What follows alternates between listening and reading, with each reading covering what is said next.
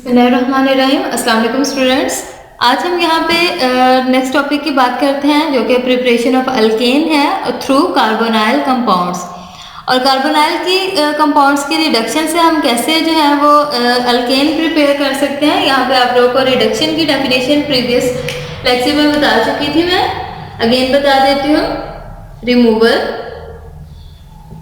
Of oxygen, या हम कह सकते हैं एडिशन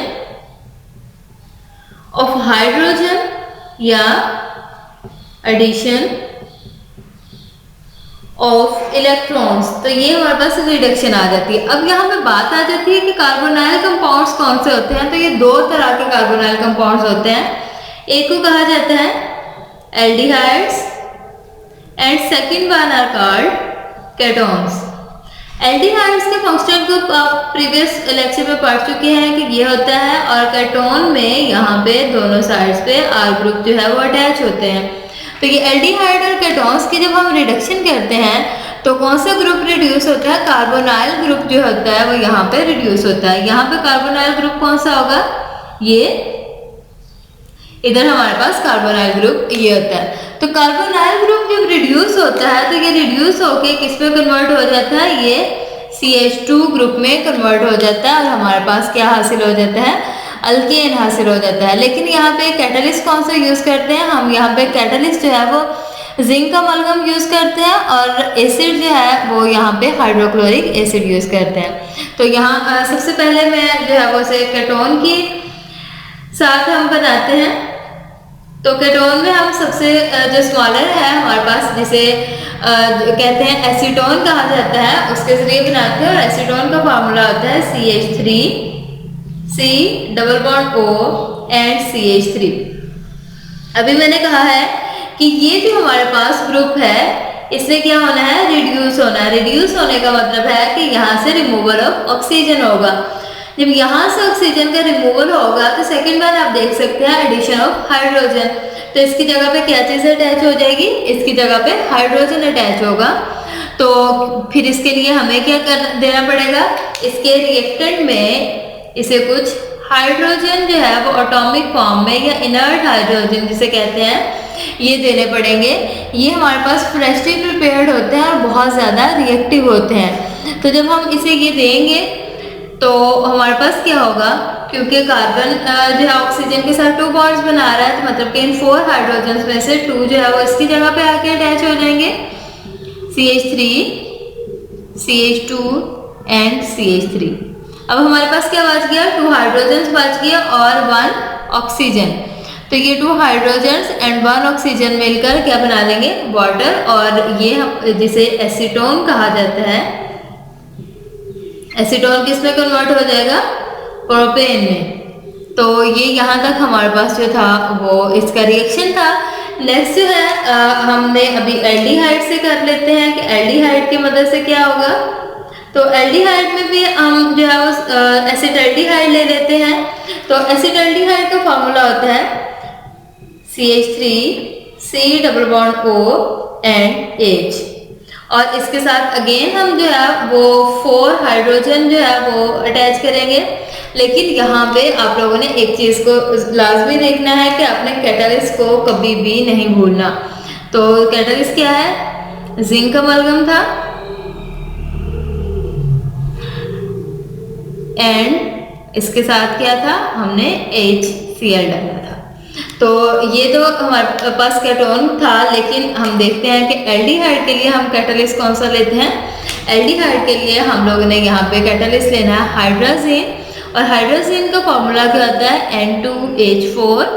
और इसका जो साथ में रिएक्शन करवाना है पोटाशियम हाइड्रोक्साइड के साथ। और टेम्परेचर जो रखेंगे ये हमारे पास 200 डिग्री टेम्परेचर होगा। यहाँ पे भी हमारे पास क्या होगा? ये कार्बोनाइल ग्रुप है और कार्बोनाइल ग्रुप क्या हो जाएगा?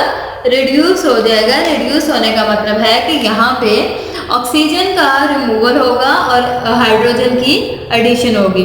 तो अगर यहाँ से ऑक्सीजन का रिमूवल और हाइड्रोजन की एडिशन होगी तो ये किस में कन्वर्ट हो जाएंगे? CH3 प्लस यहाँ पे 2 हाइड्रोजन, क्योंकि यहाँ पे आ गए तो बाकी 2 हाइड्रोजन और 1 ऑक्सीजन मिलकर क्या बना लेंगे? वाटर।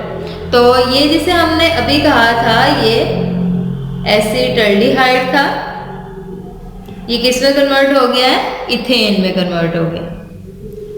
तो ये हमारे पास कार्बोनाइल ग्रुप जो है उसके रिडक्शन से अल्केन आ गया। नेक्स्ट टॉपिक की हम बात करते हैं कि नेक्स्ट टॉपिक में हमने किसके जरिए अल्केन बनाना है। ये हमने बनाना है फ्रॉम ग्रिग्नार्ड रीजन।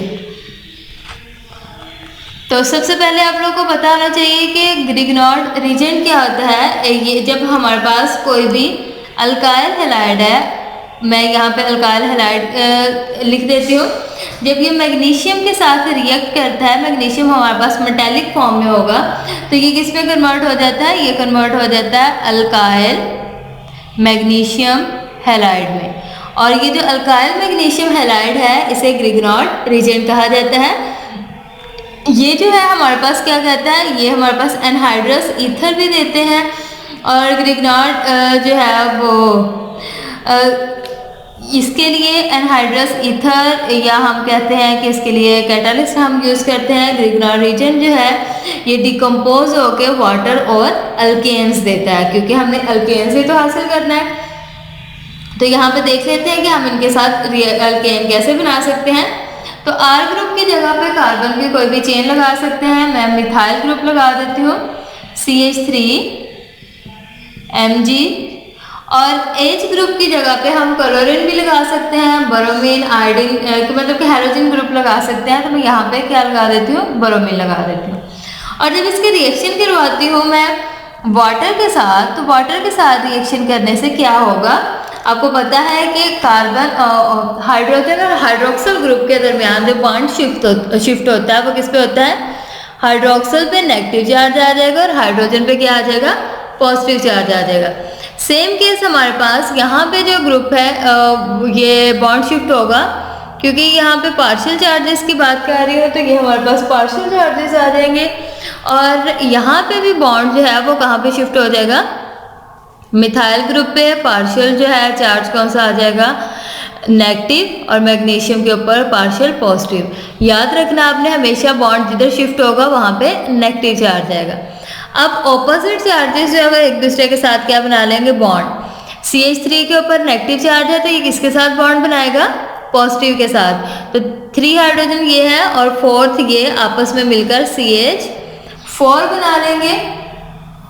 अब बाकी हमारे पास क्या बचा है, मैग्नीशियम के ऊपर पॉजिटिव चार्ज है और हाइड्रोक्सल के ऊपर नेगेटिव है। तो ये जो नेगेटिव हाइड्रोक्सल है ये कहाँ पे जाके अटैच हो जाएगा, ये नेगेटिव हाइड्रोक्सल जो है वो मैग्नीशियम के साथ जाके जो है वो अटैच हो जाएगा और हमारे पास आ जाएगा मैग्नीशियम की एक साइड पे क्या आ जाएगा, ब्रोमीन, और दूसरी साइड पे हाइड्रोक्सल ग्रुप। तो इसके जरिए हमारे पास क्या बन गया है, हमारे पास आ गया यहाँ पे मीथेन। और मीथेन हमारे पास क्या होता है, अल्केन होता है। और ये किससे बना है, ये बना है मिथाइल, देन आ जाएगा मैग्नीशियम एंड देन ब्रोमाइड। अगर हमने कार्बन की चेन थोड़ी लंबी करनी हो तो वो भी कर सकते हैं। चले यहाँ पे हमने मिथाइल बनाया था, मैं इथाइल के साथ भी बना के दिखा देती हूँ। CH3 CH2 MgBr, इसका नाम क्या आएगा, इसका नाम आएगा इथाइल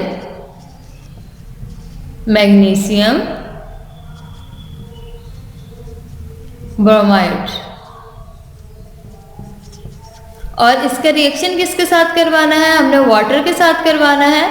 और वाटर के साथ रिएक्शन जब होगा तो ये बॉन्ड जो है वो हमारे पास इधर शिफ्ट होगा, तो इसके ऊपर पार्शियल नेगेटिव चार्ज आ जाएगा और हाइड्रोजन के ऊपर पार्शियल पॉजिटिव। सेम केस ये बॉन्ड जो है वो हमारे पास इधर शिफ्ट होगा कार्बन के ऊपर, और कार्बन के ऊपर पार्शियल नेगेटिव चार्ज आ जाएगा और मैग्नीशियम के ऊपर क्या आ जाएगा, पार्शियल पॉजिटिव चार्ज।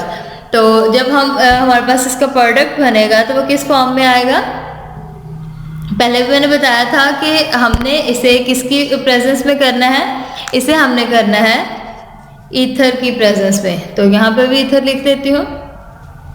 अब यहाँ पे क्या होगा, मैग्नीशियम ब्रोमाइड जो है पॉजिटिव है और ये इथाइल ग्रुप जो है ये नेगेटिव है।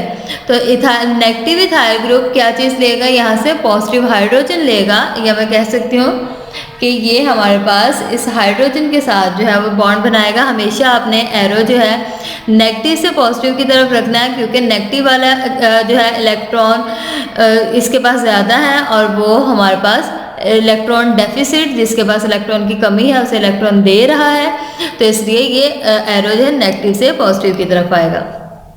ये कन्वर्ट हो जाएगा CH3 CH2 और इस CH2 के साथ क्या अटैच हो रहा है, हाइड्रोजन। तो यहाँ पे मैं इसे CH3 की फॉर्म में भी लिख सकती हूँ, क्योंकि 2 हाइड्रोजन यहाँ से, एक यहाँ से लिया। अब बात आ जाती है, ये मैग्नीशियम था, मैग्नीशियम के ऊपर बोरोमीन अटैच था और इसके ऊपर पॉजिटिव चार्ज है, तो ये किसे ले लेगा, ये नेगेटिव हाइड्रोक्सिल ग्रुप जो है वो इसके ऊपर आके अटैच हो जाएगा और ये कन्वर्ट हो जाएगा OH में। तो यहाँ पे हमारे पास जो है वो रिएक्शन कंप्लीट हुआ। इसे आप लोगों ने बहुत अच्छी तरह देखना है। नेक्स्ट टॉपिक में इंशाल्लाह हम इसकी फिजिकल प्रॉपर्टीज़ की बात करेंगे और इसकी रिएक्टिविटी की बात करेंगे। Thank you.